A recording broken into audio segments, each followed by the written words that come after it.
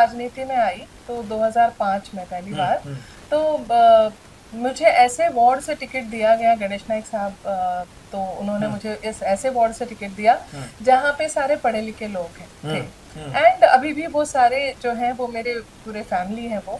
And उन्होंने जब देखा कि एक पढ़ी लिखी महिला आई है और यंग महिला पढ़ी लिखी है और वो पॉलिटिक्स में आना चाहती है, तो तब उनका वो जो देखने का तरीका, तो जो जो नजरिया था पॉलिटिक्स के बारे में, वो शायद थोड़ा चेंज हो गया।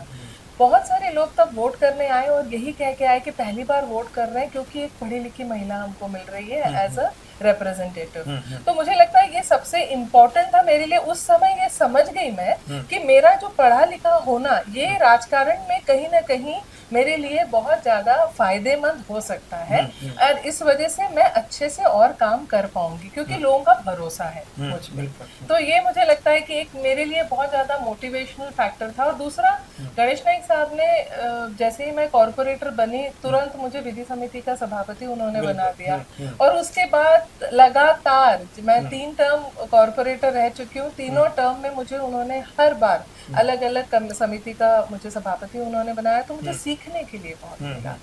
तो मेरा जो अनुभव है वो सिर्फ सीखने का अनुभव है, मैंने बहुत सीखा है इन 20 साल में। और मुझे लगता है वो एक मेरे लिए भी, मेरी पर्सनालिटी के ग्रोथ के लिए भी अच्छा था। दूसरा, मैं जितना और कर पाती थी सेवा करने के हिसाब से, क्योंकि नाइक साहब ने तो हमको सिर्फ सेवा करने के लिए सिखाया, और वो जो है जो वो कहते गए कि ऐसे काम होना चाहिए, वो मैं ठीक ढंग से शायद कर पाई।